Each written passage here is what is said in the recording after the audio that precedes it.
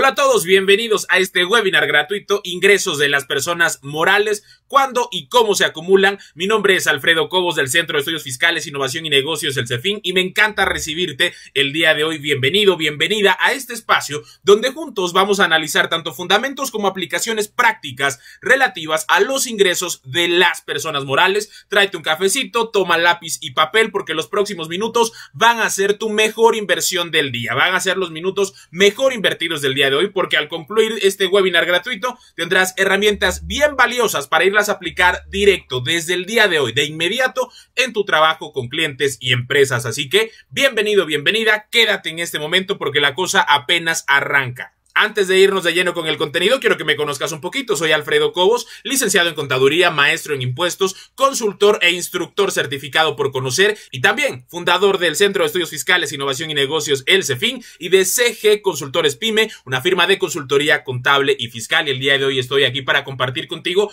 esto que es una probadita del trabajo que hacemos en CEFIN, y que si tú estás viendo este webinar es porque te interesaste en nuestro curso de ISR Personas Morales, que está próximo a arrancar, este taller práctico integral con más de 50 casos prácticos y ejemplos a lo largo de 12 días, que es la duración que tiene nuestro curso y cuyo costo es de tan solo 1,090 pesos, ¿sí? 12 días de trabajo por tan solo 1,090 pesos, y tú llegaste a este webinar gratuito, esta primera probadita, porque te interesaste en el curso y queremos que te animes a comprarlo, y para ello vamos a compartir contigo información valiosa, estrategias útiles y elementos prácticos, reales, aplicables, con fundamentos legales, pero que puedes aplicar ya mismo en tu trabajo con empresas. Vamos a arrancar por el principio. Antes de irnos a analizar a fondo y con absoluta profundidad el tema de los otros ingresos y el momento en el que deben acumularlos las personas morales, quiero que hagamos un alto en el camino y que partamos del origen, que partamos de la base, que analicemos quiénes son los sujetos del impuesto sobre la renta en nuestro país. Si bien es cierto que estamos acostumbrados a dividir a los contribuyentes en dos grandes grupos, personas físicas y personas morales, estas segundas tienen su propio régimen fiscal, el régimen general de ley, que es el que abordamos en el curso, y con base en él precisamente vamos a trabajar hoy el tema de ingresos y su momento de acumulación. Pero antes de llegar a ese punto, vale la pena analizar cuándo es que están obligados los sujetos, las personas tanto físicas como morales, a pagar el impuesto sobre la renta en México. Esto lo establece el artículo primero de esa misma ley, la ley del impuesto sobre la renta, y vamos a analizarlo. Esta es una pequeña probadita, un pequeño fragmento de nuestro curso ISR Personas Morales. Con esto arrancamos y quiero que lo analicemos juntos para precisamente tener todo ese contexto completito de quiénes son los sujetos del impuesto sobre la renta antes de irnos al tema de los ingresos de las personas morales. Lo primero que debemos entender en términos de la ley del impuesto sobre la renta lo establece el artículo primero de esa ley, y es definir quiénes son los sujetos obligados al pago de este impuesto. Así, el artículo primero de la ley del impuesto sobre la renta señala que las personas físicas y las morales, tal como ya las describimos, están obligadas al pago del impuesto sobre la renta en los siguientes tres casos. La primera de las fracciones señala las residentes en México respecto de todos sus ingresos, cualquiera que sea la ubicación de la fuente de riqueza de donde procedan. ¿Esto qué implica? Que si tú eres una persona física o una persona moral residente en México, tendrás que pagar el impuesto sobre la renta por la totalidad de tus ingresos, ya sea que esos ingresos se obtienen aquí en México o los obtienes en el extranjero. Pero si radicas, resides en este país, tus ingresos deberán acumularse y pagarse de acuerdo con la ley del impuesto sobre la renta vigente en México. La segunda de las fracciones señala que también están obligados al pago de este impuesto los residentes en el extranjero que tengan un establecimiento permanente en el país, respecto de los ingresos atribuibles a dicho establecimiento permanente. Te preguntarás, ¿qué es un establecimiento permanente? Enseguida profundizaremos en el tema. Finalmente, la tercera de las fracciones señala que están obligados al pago del impuesto sobre la renta a los residentes en el extranjero respecto de los ingresos procedentes de fuentes de riqueza situadas en territorio nacional cuando incluso no tengan un establecimiento. Vamos a entender estas tres fracciones a la luz de ejemplos claros que te permitan identificar los casos y supuestos en los que se dan este tipo de ingresos sujetos al impuesto sobre la renta en México. Perfecto, ya estamos entrando en calorcito, ya estamos avanzando con los temas. Sujetos del impuesto sobre la renta: residentes en territorio nacional, personas que tengan un establecimiento permanente o que tengan fuente de riqueza ubicada en México. Esos son los sujetos. De todo este gran universo de sujetos del impuesto sobre la renta, en nuestro webinar gratuito nos vamos a enfocar en las personas morales residentes en México, que son contribuyentes del impuesto sobre la renta en el régimen general de las personas morales. Este es el régimen que establece las características generales que aplican la enorme mayoría de las personas morales en México. ¿Cuáles son esas condiciones? Bueno, ahí se establecen los ingresos, las deducciones, los requisitos de las deducciones, y se compone del título segundo de la ley del impuesto sobre la renta. En este primer apartado vamos a hablar de los ingresos, y creo que aquí todos coincidimos de una manera muy clara y muy rápida, sabiendo que los ingresos que habrán de acumular las personas morales van a ser aquellos que provengan necesariamente de la actividad que ejecutan como pues su actividad constante. ¿Para qué fueron creadas? El objeto social del negocio, que puede ser comercio, industria, servicios, puede ser cualquiera de estos, y bajo esa premisa, cuando ejecuten las actividades que les generen ingresos por ventas o por prestación de servicios, por supuesto que esos ingresos se van a acumular, se van a declarar, además de que eventualmente tendrán que estar facturados. Sin embargo, no son los únicos ingresos que tendrán que acumular las personas morales. Hablar de estos pues es muy sencillo, simplemente aquellos ingresos que reciban en efectivo, en bienes, en servicios, a crédito incluso, siempre que se trate de la entrada de dinero, siempre que se trate de un incremento en las ventas de ese negocio, pues serán los ingresos que habrá de acumular. Sin embargo, el artículo 18 de la ley del impuesto sobre la renta marca una serie de eventos, una serie de situaciones que, de darse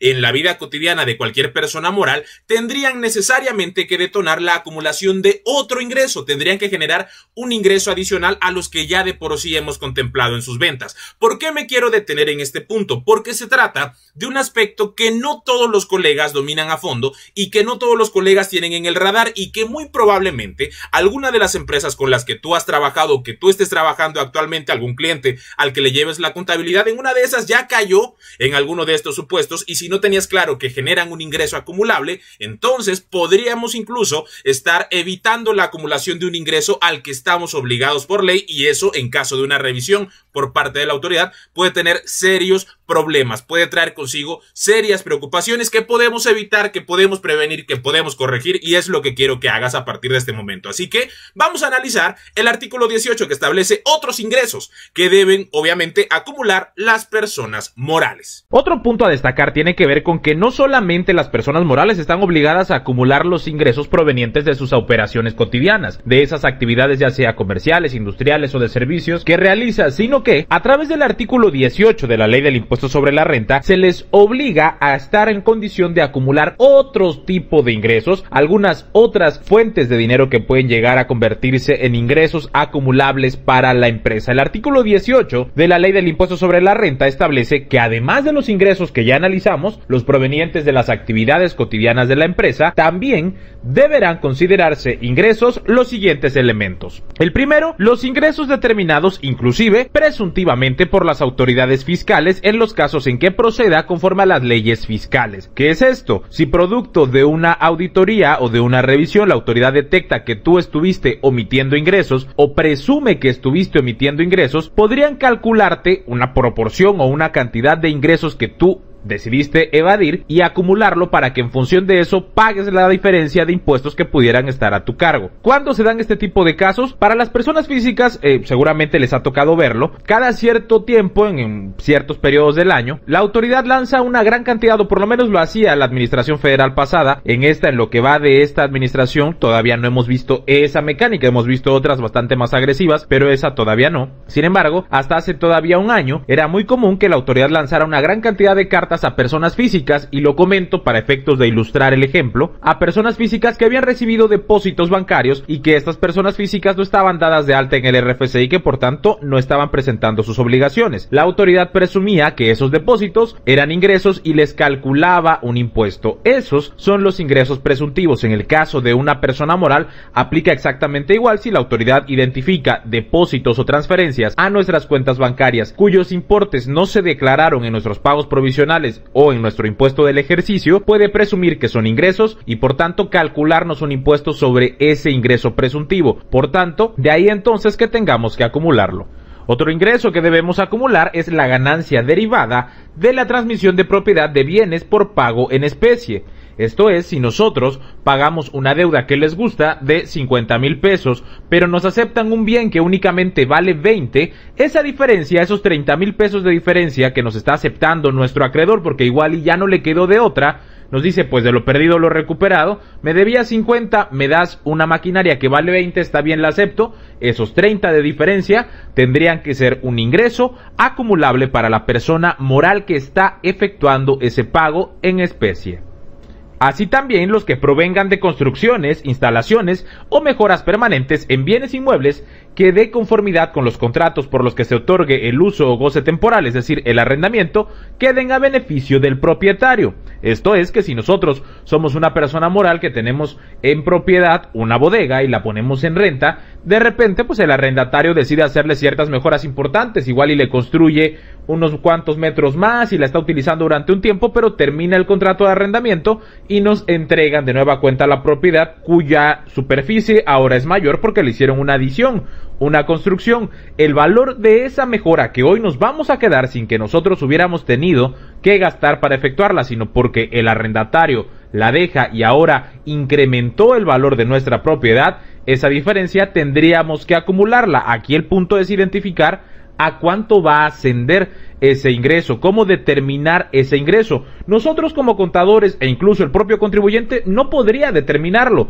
tendría que someterse a un proceso de avalúo por un perito especializado que determine cuál es el valor del incremento. Se los pongo barato. ¿Ustedes creen que esto lo hacen las empresas de manera constante?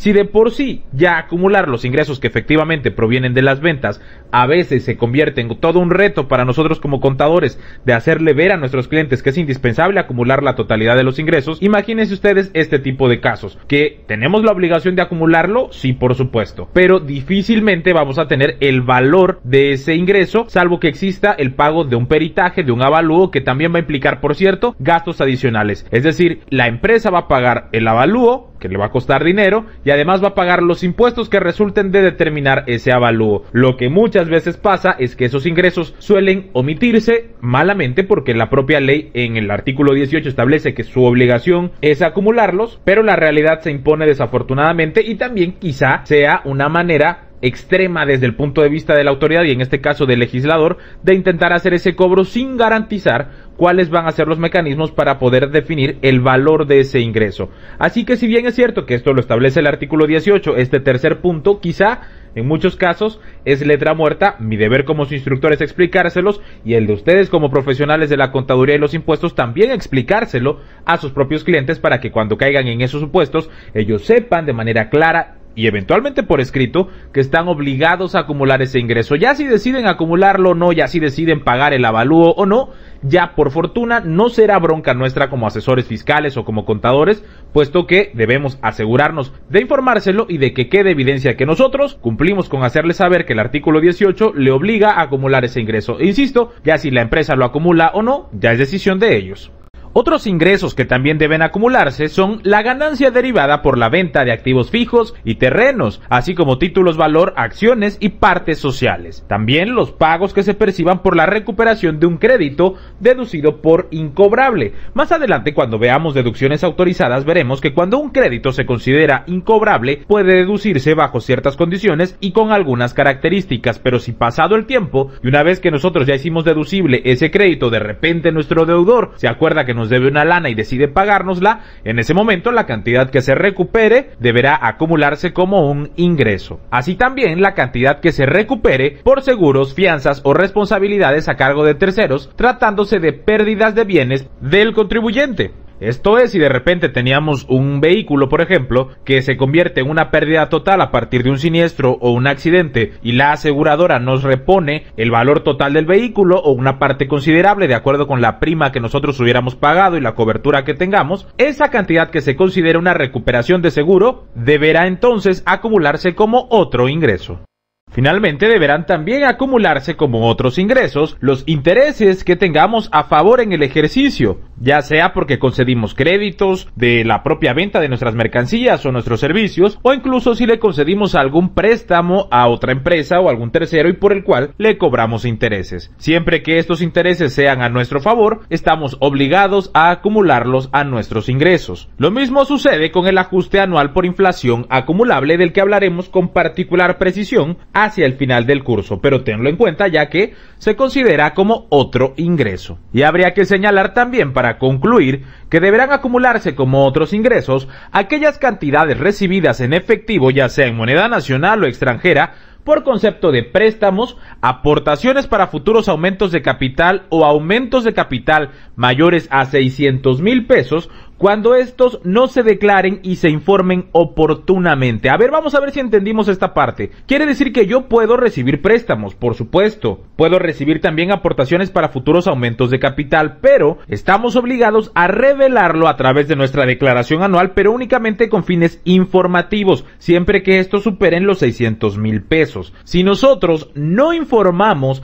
y efectivamente superan los 600,000 pesos, por el simple hecho de no haber hecho la información, valga la redundancia, esas cantidades que originalmente fueron préstamos o aportaciones para futuros aumentos de capital, en este momento se convierten en ingresos acumulables. Así que muy abusados, puesto que cuando ustedes en las empresas a las cuales les presten sus servicios, ya sea como contadores independientes o como contadores dentro de la estructura laboral de la empresa, si se da la condición de recibir préstamos por más de 600,000 pesos, hay que informarlo. Y si esos préstamos que nosotros estamos recibiendo por la vía que sean, ya sean bancarios o ya sean de un tercero, hay que informarlos. ¿Cómo? A través de nuestra declaración anual, y no nos van a generar ningún cargo, ningún pago, simplemente estamos cumpliendo con la obligación de informarlo a través de la declaración anual. Caso contrario, si omitimos revelar esa información, entonces la autoridad puede considerar que esos ingresos deberán acumularse por el simple y sencillo hecho de no haber cumplido con lo que establece el artículo 18 de la Ley del Impuesto sobre la Renta, que es que cuando recibamos ya sea préstamos o aportaciones para futuros aumentos de capital cuyo importe supere los 600,000 pesos en un ejercicio, debemos informarlo en la declaración anual. Muy atento con estos puntos, porque suelen ser cuestiones, quizá puntos finos, aspectos en los cuales en ocasiones muchos colegas pudieran no tener toda la baraja para tomar decisiones, así que es bien importante que hoy que los conoces puedas identificar en qué momentos la empresa para la cual tú trabajas, o como lo decíamos hace un momento, para la que prestas tus servicios, encaja en alguno de estos supuestos, y cuando así sea, asegurarnos de cumplir con los requisitos que establece el artículo 18 en cuanto a acumular los ingresos que apliquen, o eventualmente a informarlo, como es el caso de los préstamos y de las aportaciones para futuros aumentos de capital.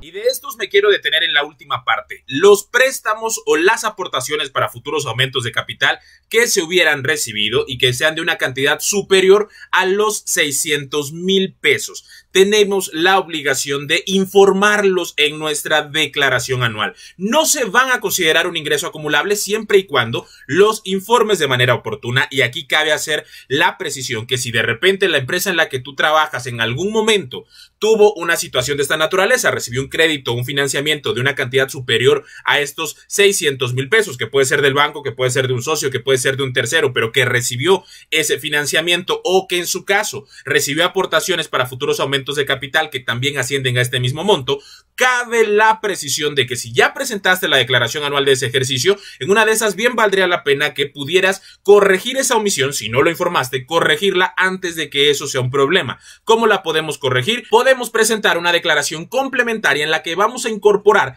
ese dato informativo, y así si eventualmente en algún momento de la vida la autoridad te revisa ese ejercicio y te dicen, hey, ¿por qué aquí hay un crédito de 800,000 pesos y usted no dijo nada? Ojo, informarlo no te va a generar ni un solo peso de impuestos y tampoco te debe generar ni un solo problema, simplemente es ponerlo ahí para cumplir con este requisito del artículo 18 y evitar broncas en el futuro. Entonces, cuando tú de repente te encuentres en medio de una revisión y la autoridad te diga, hey, ¿por qué está este crédito? ¿Por qué está esta aportación para futuros aumentos de capital de más de 600,000 pesos? Que, ojo, es acumulado a lo largo de todo el ejercicio, no es que en lo individual, sino el monto total.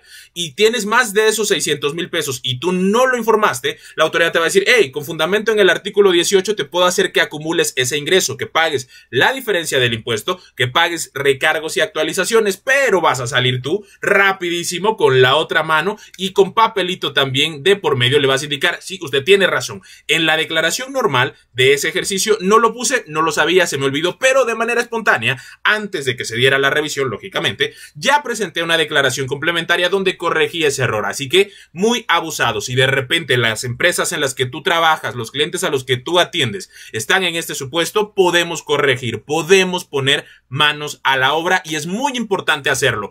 ¿Te acuerdas que te decía yo al principio? Te vas a llevar herramientas clave para empezar a trabajar ya. Esta es una de ellas. Por si eso fuera poco, además, ahorita vamos a analizar cuándo acumular el ingreso, porque ya aquí pudimos ver que el ingreso habrá de acumularse, ¿no? Que si se dan alguno de estos supuestos tendremos que acumular el ingreso. La pregunta es ¿cuándo? Te adelanto, las personas morales tienen 3 momentos de acumulación de los ingresos. Cuando se cobren, cuando se facturan o cuando se entregue materialmente el bien o se preste el servicio, lo que suceda primero. Ahorita lo vamos a analizar con profundidad y vamos a ver el fundamento legal y ejemplos, pero antes quiero platicarte un poco más de nuestro curso ISR Personas Morales. Estamos a nada de arrancar. Arrancamos ya el próximo lunes y me va a encantar recibirte ahí. Nuestro curso tiene un costo de tan solo 1,090 pesos. Son 12 días de trabajo y actualización a través de nuestra plataforma en los que no te tienes que conectar a una hora en particular, sino que está todo el contenido disponible para que tú te vayas organizando de acuerdo a tus tiempos, a tus horarios y vayas ingresando a la plataforma. Está abierta las 24 horas del día a partir del primer día del curso y hasta el último. Son 12 días de trabajo y vamos a ver más de 50 casos prácticos y ejemplos donde vamos a revisar absolutamente todos los temas que son importantes en el régimen general de ley de las personas morales. Mira, vas a salir así afiladito o afiladita como un hacha para irlo a aplicar a tu trabajo cotidiano, a las empresas a las que les ofrezcas tus servicios y que sean personas morales. Te platico qué temas vamos a ver. Es muy facilito, te lo presento en nuestra página web. Te vas a www.cefincapacitacion.com, cursos fiscales, ahí viene la larga lista de nuestros distintos cursos fiscales y en segundo lugar te vas a encontrar ISR Personas Morales, ahí le picas y esta es la información. ¿Cuáles son los temas? Los tienes en pantalla en este momento. Vamos a ver generalidades del impuesto sobre la renta para personas morales, el análisis de la obligación constitucional, la clasificación de las personas y los sujetos del impuesto sobre la renta. El segundo punto, ingresos acumulables, parte de lo que estamos platicando y analizando juntos el día de hoy en este webinar gratuito. Clasificación de los ingresos, momentos de acumulación y los otros ingresos acumulables. De ahí nos pasamos a hablar de las deducciones en general. Análisis general de las deducciones, partidas no deducibles, ojo, todas las características de los no deducibles y cuándo vamos a considerar una partida de tal suerte como no deducible y los requisitos que tienen las deducciones, porque por supuesto tendrán que cumplir requisitos específicos que la propia ley establece. Esto de las deducciones en general. Pero hay una deducción importantísima que a todos nos resulta fundamental dominar cuando se trata de personas morales y me refiero a la deducción de inversiones. Te voy a enseñar todo el procedimiento, desde el monto original de la inversión, el cálculo de los factores de actualización para efectos de la deducción de inversiones con los índices nacionales de precios al consumidor, determinar los meses completos de uso en el ejercicio, calcular la deducción de inversiones a partir de los porcientos máximos autorizados, incluida por supuesto la deducción de vehículos y camionetas con un especial énfasis en este punto, así que vas a terminar el curso dominando a fondo deducción de inversiones. De ahí nos pasamos a costo fiscal de lo vendido, determinación del resultado del ejercicio que incluye cálculo anual, pérdidas fiscales y base para PTU. En el caso de pérdidas fiscales, todas sus actualizaciones te las enseño de la A a la Z. Vamos a ver pagos provisionales, coeficiente de utilidad, cómo determinarlo y qué hacer cuando no hay, además de la determinación y análisis del pago provisional de las personas morales. Te voy a enseñar a calcularlo desde cero para cerrar con el estudio de las otras obligaciones de las personas morales, todo esto a lo largo de 12 días que arrancan ya muy pero muy pronto y me va a encantar que nos acompañes. El curso tiene un costo de 1,090 pesos y aquí te puedes inscribir directamente en nuestra página web en www.cefincapacitacion y como habrás visto salió por aquí una ventanita que es nuestro chat, está ahí disponible de manera permanente para que si tienes alguna duda una vez que estás visitando nuestra página, por ahí nos puedes escribir y siempre hay gente dispuesta a ayudarte a resolver cualquier inquietud, cualquier duda que puedas tener tener y apoyarte en tu proceso de inscripción. Las inscripciones ya están abiertas, tenemos un lugar para ti y me va a encantar que por ahí nos acompañes. Ahora bien, decíamos, esos son los ingresos que tiene que acumular una persona moral, pero ¿en qué momento habrá de acumularlos? Vamos a dividirlo en dos grandes grupos. Primero vamos a hablar de en qué momento acumula sus ingresos las personas morales, comunes y corrientes, y posteriormente de las sociedades civiles, que varía su momento de acumulación. Veamos el primero, ¿cuándo tienen que acumular sus ingresos las personas morales? Yo te adelantaba, son tres momentos: la emisión del CFDI o del comprobante, el cobro efectivo de las operaciones o la entrega material del bien o prestación de servicios. De los tres, lo que suceda primero. Veamos el fundamento legal. Hasta este punto del curso ya sabemos perfectamente identificar cuándo un ingreso es acumulable para una persona moral y cuándo no. El punto aquí ahora es identificar en qué momento vamos a acumular ese ingreso y lo vamos a declarar dentro de nuestras obligaciones fiscales. Para responder a esta incógnita tenemos que referirnos al artículo 17 de la Ley del Impuesto sobre la Renta, el cual clasifica los distintos tipos de ingresos de acuerdo con la actividad de la empresa y define en qué momentos vamos a acumular esos ingresos.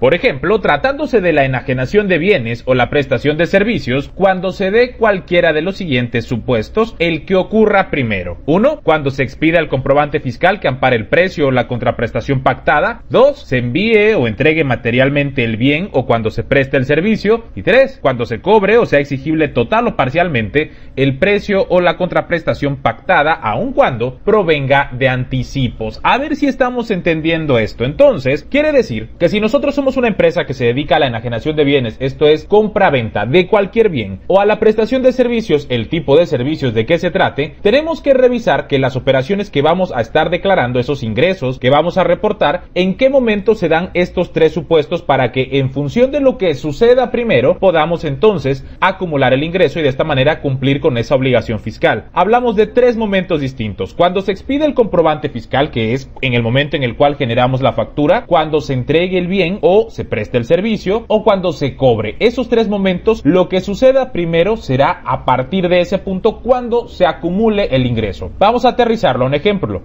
Supongamos que nosotros nos dedicamos a la compra-venta de, ¿qué les gusta? Equipo de cómputo. El día de hoy llega un cliente, levanta un pedido equivalente a 100,000 pesos de equipo de cómputo, selecciona todos los equipos que va a llevarse y nos pide que por favor le emitamos la factura para que genere la transferencia. Hoy tenemos la compra y hoy mismo emitimos el CFDI. Al día siguiente el cliente lo paga esa factura y 2 días después viene a recoger los productos. Si observamos, el momento en el cual se emitió el CFDI, el momento en el cual se pagó ese CFDI y el momento en el cual el cliente vino a recoger sus productos son distintos, son tres momentos diferentes. Atendiendo lo que establece el artículo 17 de la Ley del Impuesto sobre la Renta, yo tengo que acumular el ingreso en el que suceda primero. Si primero el cliente se lleva los productos, en ese momento yo tendría que acumular el ingreso de esa venta, incluso si no me la ha pagado. Ojo, estamos hablando de ISR para personas morales. Acumulamos en el momento de emitir la factura, en el momento de cobrarla o en el momento de entregar los bienes, lo que suceda primero. Si yo primero entrego los bienes, incluso sin haber hecho la factura, yo tendría que acumular ese ingreso. Si por el contrario, como el caso que nos ocupa, lo primero que hice fue facturar, en el momento en el que yo facturo esa venta, tengo que acumular el ingreso sin importar si ya la cobré o no. Si distinto de esto, el cliente hubiera llegado y nos hubiera hecho primero el pago, incluso sin haber hecho la factura a nosotros y sin haber entregado el producto por el simple motivo de haber recibido el pago, ya tendríamos que acumular ese ingreso, incluso, ojo, si lo hiciera a modo de anticipo. Muy atentos con este punto, esa frase se la tendrían que aprender de memoria permanentemente. ¿En qué momento voy a acumular el ingreso? Cuando lo facture, cuando lo cobre o cuando entregue el producto o el servicio, lo que suceda primero, invariablemente. Fíjense que muchas veces confundimos el hecho de decir, bueno, yo ya recibí el dinero pero no lo he facturado. El dinero entra a la cuenta el día 30 del mes, pero yo creyendo que voy a ser muy listo, me evito hacer la factura, la hago hasta mañana y ya considero que no voy a acumular ese ingreso porque no lo facturé. Graso error, señores. Es bien importante que tengamos en cuenta que el artículo 17 de la Ley del Impuesto sobre la Renta En su primera fracción señala claramente que para enajenación de bienes o para la prestación de servicios tengo que revisar los tres momentos: facturación del producto, pago de esa venta, de esa factura, o la entrega material de los bienes o de servicios, y debo acumular el ingreso en el momento que suceda primero. Si primero cobré, en ese momento lo acumulo, como sería el caso del ejemplo que les acabo de poner. Si al 30 del mes tú ya cobraste ese dinero, incluso como un anticipo, no importa si no lo has facturado, no importa si no has entregado los productos, si eres una persona moral del régimen general, que es el que estamos estudiando, desde ese momento ya estás obligado a acumular ese ingreso. Lo mismo aplica si ya emitimos el CFDI pero no lo hemos cobrado. Aquí hay una excepción que tienen las sociedades civiles y enseguida hablaremos de ella, pero en términos generales, si tú eres una sociedad anónima, una sociedad de responsabilidad limitada, una sociedad por acciones simplificada, en cualquier momento de estos tres que suceda primero, será ese el punto en el cual tú estés obligado a reconocer el ingreso. Cabe señalar que hay cierto tipo de personas morales que pueden tributar bajo la modalidad de flujo de efectivo, que tienen algunas salvedades a este respecto, pero más tarde hablaremos de ellas y tienen ciertas particularidades y también autorizaciones que recibir. Le dedicaremos un tema especial hacia el final del curso. Por regla general, la enorme gran mayoría de las personas morales, casi la totalidad de estas,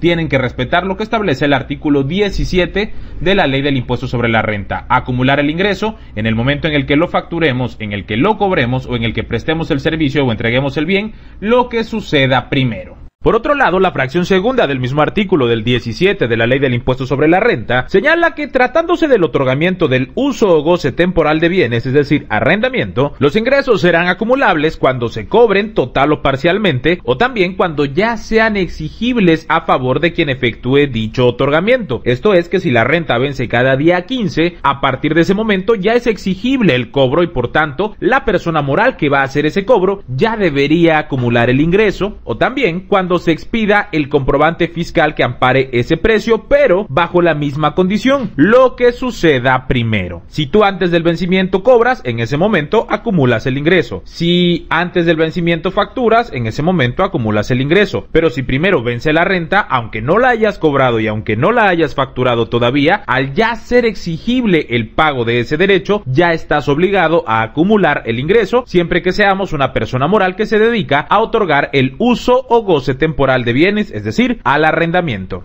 ¿Qué tal? Importantísimo. Con esto acabamos de develar un mito bien pero bien común, que desde el momento en el cual un ingreso se percibe mientras no se facture, no es acumulable. Falso. ¿Por qué? Porque si ya cobramos, aún sin haber emitido la factura, ya caímos en uno de los tres momentos de acumulación. Acuérdense, no es que se den los tres, es que de los tres, ¿qué suceda primero? Si ya facturé, aunque no haya yo cobrado, aunque no haya entregado las mercancías, aunque no haya prestado el servicio, pero si ya facturé, ya tengo que acumular ese ingreso, tratándose, ojo, de personas morales. Pónganle que no lo he facturado, pero ya lo cobré, no importa que no haya emitido el CFDI todavía, ya tengo la obligación de acumularlo. Bien, pero bien importante considerar estos elementos. Sin embargo, dentro de todas las personas morales, las sociedades civiles tienen una particularidad, tienen una facilidad muy importante que les permite a estas únicamente acumular los ingresos hasta el momento en el que efectivamente lo cobran. Si tú tienes algún cliente SC, sociedad civil, o tu empresa es una sociedad civil, esto te interesa. Vamos a verlo. Hay que señalar que en el caso particular de las sociedades civiles, el propio artículo 17 en su fracción primera y en el párrafo segundo de esta fracción señala que, tratándose de los ingresos por prestación de servicios personales independientes que obtengan las sociedades o asociaciones civiles, y también de los ingresos por el servicio de suministro de agua potable para uso doméstico o de recolección de basura doméstica que obtengan los organismos descentralizados, los concesionarios, permisionarios o empresas autorizadas para proporcionar estos servicios, se considerará que los ingresos se obtienen en el momento en el que se cobre el precio o la contraprestación pactada. Ojo, sociedades y asociaciones civiles, cuando prestan servicios, el ingreso lo acumulan única y exclusivamente hasta el momento en el que efectivamente lo cobren, siempre y cuando se trate de estas figuras, sociedades y asociaciones civiles que presten servicios personales independientes, es decir, los socios a través de estas figuras prestan sus servicios y la que cobra ese ingreso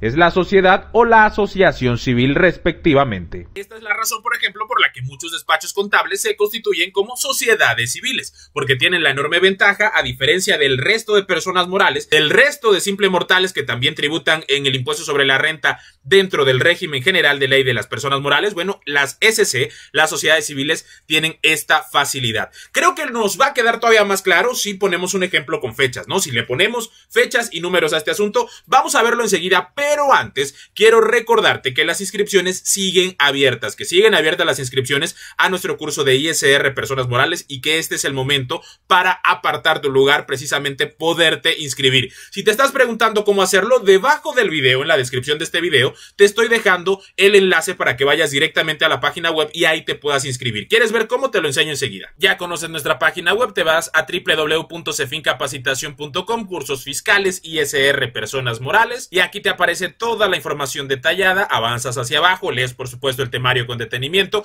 Por cierto, se me había olvidado decirte, tenemos 2 sesiones en vivo en el marco de nuestro curso. Contempla 2 sesiones de trabajo en vivo a través de videoconferencia en tiempo real, donde yo voy a estar respondiendo tus dudas, y por supuesto dentro del curso hay foros de dudas a través de los cuales puedes irlas exponiendo por escrito, no esperarte hasta las sesiones en vivo, y yo entro todos los días a ver cómo van avanzando y a revisar sus actividades, porque el curso contempla una serie de actividades, ejercicios prácticos que tú vas a resolver como en la escuela, pero mejor, porque te los vamos a calificar y te vamos a dar todas las retroalimentaciones necesarias para que aproveches el aprendizaje al 100%. Todo esto a lo largo de los 12 días que contempla nuestro curso. Acuérdate que en nuestra página web siempre te va a aparecer este mensajito de un asesor CEFIN que va a estar listo y dispuesto a ayudarte a resolver cualquier duda que pudieras tener y apoyarte en tu proceso de inscripción. Pagar con tarjeta es muy fácil, te vas hasta esta parte de la página web y aquí vas a ver varios botones con el enlace, ya sea de Mercado Pago, el logotipo que ves ahora en pantalla, o en cualquiera que dice paga tu curso con tarjeta. Aquí le picas y a través de ese formulario puedes pagar con tu tarjeta de crédito o débito. Que si eres de los que dicen yo no quiero pagar con tarjeta, tampoco quiero pagar en línea, quiero hacerlo con un depósito bancario, con una transferencia, avanzas hacia el final de la página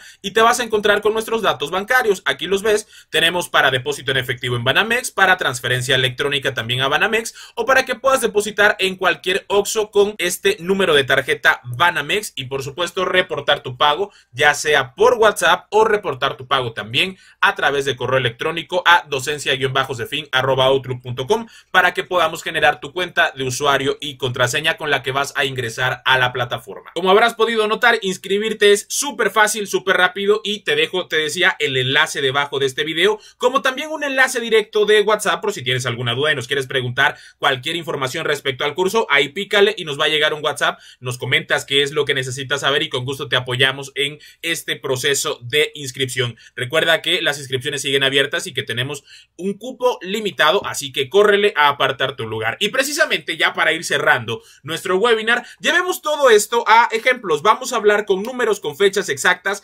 acerca de los momentos de acumulación. Presta atención que te lo presento enseguida. Vamos a ver si estamos entendiendo realmente los momentos de acumulación, aterrizando todo a este ejemplo. Recuerda, persona moral debe acumular el ingreso en el momento en el que lo cobra, en el que lo factura o en el que entrega el producto o el servicio, lo que suceda primero. Tenemos aquí a Distribuidora Comercial del Sureste SADCB, que le vendió a Pedro González el 29 de diciembre de 2019 200,000 pesos, recibiendo una transferencia ese mismo día. Y ponemos esa fecha para ser todavía más puntuales con la importancia de identificar el momento de acumulación. En plenas épocas navideñas, el 29 de diciembre de 2019, antes de cerrar el ejercicio, entonces, Distribuidora Comercial del Sureste vende los 200,000 pesos, recibiendo ese mismo día la transferencia, pero deciden no facturar el ingreso sino hasta el 2 de enero de 2020, por la razón que sea, porque ya estaban por cerrar las oficinas, porque no les dio tiempo, o incluso porque creyeron que quizá al no facturar ese ingreso podrían no acumularlo en 2019 y pasarlo hasta el ejercicio siguiente 2020. Y finalmente terminan entregando los productos hasta el 6 de enero de 2020. ¿En qué momento debemos acumular el ingreso? Vamos a analizar las fechas. Lo primero es que el cobro se hizo el 29 de diciembre de 2019, uno de los primeros elementos que tenemos. Lo siguiente que pasó fue la factura. Facturamos el 2 de enero de 2020. Por último, entregamos el 6 de enero también de 2020. Si atendemos el criterio de la primera fracción del artículo 17 de la Ley del Impuesto sobre la Renta, que debemos acumular el ingreso en el momento en el que cobramos la venta, la facturamos o entregamos el producto o servicio, lo que suceda primero, atendiendo a las fechas, lo que sucedió primero fue el cobro, el 29 de diciembre de 2019, por lo lo que, con fundamento en el artículo 17, fracción primera, esta persona moral, distribuidora comercial del sureste SADCB, debe acumular esos 200,000 pesos en su declaración anual del ejercicio 2019, porque deberá acumular ese ingreso el 29 de diciembre de 2019, lo que incorporará en su pago provisional de diciembre y además habrá de incorporarlo también a su declaración anual de ese ejercicio, incluso habiéndolo facturado hasta el año siguiente. Lo que sigue es que tú apliques este mismo criterio y que apliques el artículo 17, fracción primera y segunda, a una serie de casos prácticos que veremos en la siguiente actividad. Ya no hay margen de duda, ya tienes las herramientas clave para saber ¿qué ingresos debe acumular tu cliente persona moral o tu empresa persona moral? ¿En qué momento los va a acumular? Y hasta con ejemplos y casos prácticos. Si tú quieres profundizar en el dominio de las disposiciones fiscales que le aplican a las personas morales, la cita la tenemos a partir del próximo lunes que arranca nuestro curso ISR Personas Morales, esta nueva edición 2021, 100% actualizada. Así que yo ahí te veo. Tiene un costo de tan solo 1,090 pesos. Las inscripciones están abiertas y me va a encantar recibirte por ahí, que nos acompañes en el curso, que te sumes a este grupo y que por supuesto tomes la decisión de transformar tu ejercicio profesional a través de la capacitación y la actualización. Queremos ir de la mano contigo. Te resumo rapidísimo cómo es el curso. El temario que te presentamos hace un ratito, al que puedes acceder justo dando clic en el enlace que te dejo debajo del video, lo vamos a analizar juntos durante 12 días. 12 días en los que te invitamos a dedicar 2 horas diarias. No es que te tengas que conectar a una hora en particular y que forzosamente tengas que estar ahí esas 2 horas pegado a la computadora, no, te invitamos a invertir 2 horas entre el análisis del contenido y la solución de las actividades prácticas. 11 ejercicios, 11 actividades que tú vas a resolver, que vas a subir a la plataforma, que te vamos a revisar,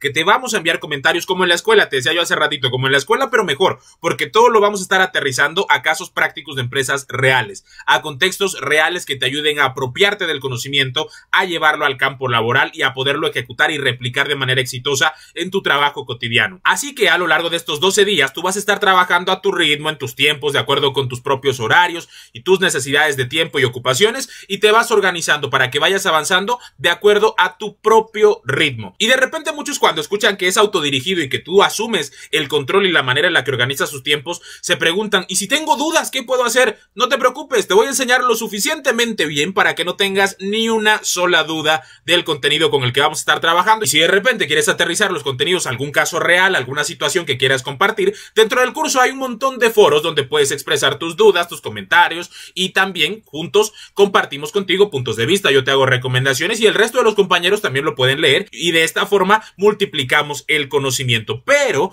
independientemente de esos foros, tenemos 2 sesiones en vivo de trabajo en tiempo real a través de una sesión de videoconferencia donde tú directamente me puedes preguntar, yo te respondo y hacemos de esto una conversación 100% en tiempo real. Son 2 sesiones de trabajo en vivo. Esos son los únicos días en los que te tienes que conectar a una hora en particular. De ahí para allá tú te organizas. Y el costo del curso es de tan solo 1,090 pesos. Estamos a nada ya de empezar y me va a encantar recibirte, tenerte en el curso, que te unas al grupo y que decidas tomar acción, transformar tu ejercicio profesional dominando a fondo el ISR de las personas morales. Yo soy Alfredo Cobos, te invito a que te suscribas a este canal de YouTube porque estamos subiendo contenido gratuito constantemente. Además de que, por supuesto, le des like a nuestras páginas en Facebook, Impuestos al Día y Centro de Estudios Fiscales, Innovación y Negocios. Te dejo todos los enlaces justo debajo del video y nos volvemos a ver muy pronto. Yo espero que en el curso, en unos cuantos días, nos encontremos en el curso, que te inscribas, que tomes esta decisión. Y si no te animas, nos volvemos a ver muy pronto. Suscríbete al canal para que